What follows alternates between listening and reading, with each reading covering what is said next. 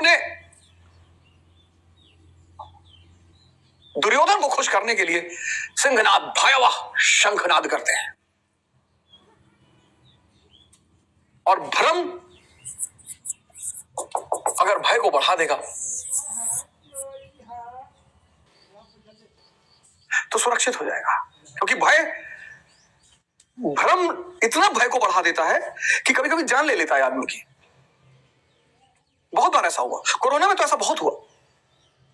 Fever हुआ, जुकाम हुआ, सर्दी हुई। आम सर्दी जुकाम में सांस लेने में दिक्कत होती, आम। अभी आपको सर्दी जुकाम होगा, देखो, आम सर्दी जुकाम में सांस लेने में दिक्कत होती है। लेकिन चूंकि उस वक्त चारों तरफ टीवी में दिखाया जा रहा था, ये लाशों की लाइन है, वो लाशों की लाइन है, वहां मर रहे हैं, लखनऊ में ढेरों सारी लाशें जलाई जा रही है, चीन में सड़क पे गिरे हुए लोग, और टर्की में सड़क पे गिरे हुए लोग, उसने भय को बढ़ा दिया। तो ज्यादातर लोग हार्ट फेलियर से मर गए। तो भ्रम का काम है भय की वृद्धि। अगर जिंदा रहना है, मैं यानी दुर्योधन, अब दुर्योधन जानता है कि अगर मुझे जिंदा रहना है तो भ्रम का जिंदा रहना जरूरी है, यानी भीष्म सबसे वृद्ध है, पितामह, अंतिम तक रहता है भ्रम, मैंने बताया, और जन्म जन्मांतर तक लोग इस भ्रम के शिकार हैं। हम सब अपने अगल बगल कितनी मौतें देखते हैं, कभी कभी घर में भी देखते हैं, घर के बाहर देखते हैं, लेकिन शायद ही कोई बिरला होगा जिसको इसका एहसास होगा कि यार एक दिन मैं भी चला जाऊंगा, शायद।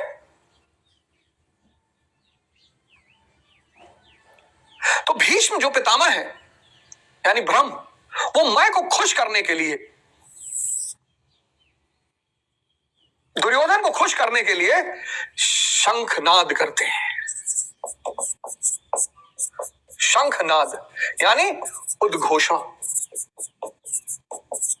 पराक्रम की घोषणा। शंख, भारतीय संस्कृति में हर चीज का अपना एक महत्व है। शंख, बड़ी सारी कहानियां हैं पुराणों में, शंखों को लेकर बहुत सारी कहानियां हैं। लेकिन आप एक बात की गौर करना, आज आप अगर आपके घर में शंख हो तो आप उठाना और उसमें फूंकने की कोशिश करना। फूंकने से शंख नहीं बजता, आप गौर करिएगा। अगर आपके घर में शंख है तो आज आप शंख उठाइए, नहीं भी है तो खरीद के लाइए। बड़ा बड़ा चमत्कारिक चीज है शंख। आपको पता है, आपकी इंटरनल एनर्जी को एक्टिवेट करता है, क्योंकि वो फूंकने से नहीं बजता। और शंख जो है, मोलुसस, जो स्पाइनलेस जीव होते हैं, वो उसमें होते हैं। शंख का सीधा संबंध मेरुदंड से है, स्पाइन से है। आप कोशिश करिए फूंक के बजाने की, फूंकते रहिए, नहीं बजेगा। शंख जो है आंतरिक शक्ति से बजता है। बड़ी प्रैक्टिस करनी पड़ती है, बड़ी ट्रेनिंग लेनी पड़ती है। पहली बार में कोई शंख नहीं बजा सकता।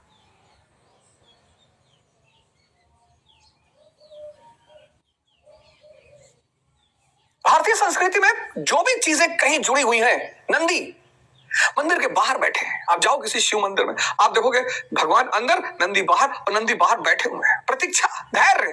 भगवान को पाने का बस एक ही सूत्र है, धैर्य। इसलिए तो ध्यान करना संभव नहीं हो पाता। लोग पूछते हैं ध्यान में करना क्या है? करना ही तो कुछ नहीं है। हम हर चीज करने के आदी हैं। बस दुनिया में एक ही चीज है जिसमें कुछ करना ही नहीं। अब 99 चीजें करना है, प्रेम करना है, पढ़ाई करना है, लड़ाई करना है, पूजा करना है, सब करना है। ध्यान,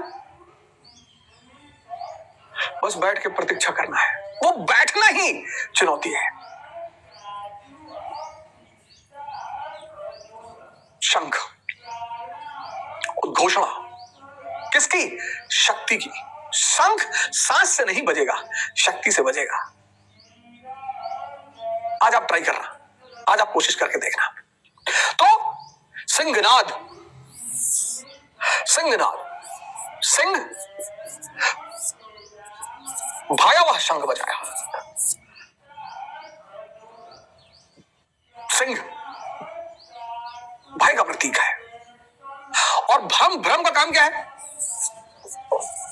भ्रम का काम क्या है? भय को बढ़ाना। इसलिए जितने लोग ध्यान शुरू करते हैं, शुरुआती चरण तो बहुत खतरनाक है, बैठने नहीं देता। शुरुआती चरण तो बहुत खतरनाक है,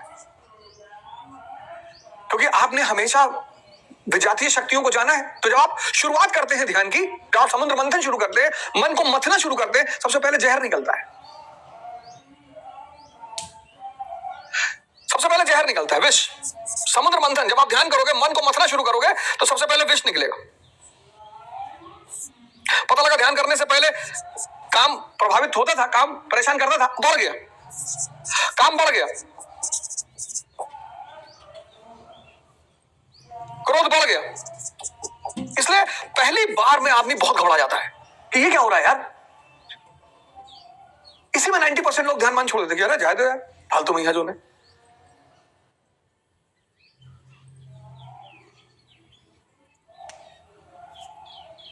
इसलिए कर्मकांड की तरफ 95% दुनिया खड़ी है, कुछ करना ही नहीं, दूसरा आदमी आपके लिए कर रहा है, पुरोहित। इसीलिए पुरोहित की सत्ता को कोई कभी चुनौती नहीं दे सकता। पुरोहित, चाहे वो हिंदू हो, चाहे मुसलमान हो, चाहे ईसाई हो, चाहे सिख हो, पुरोहित कहता है कि तुम कुछ मत करो।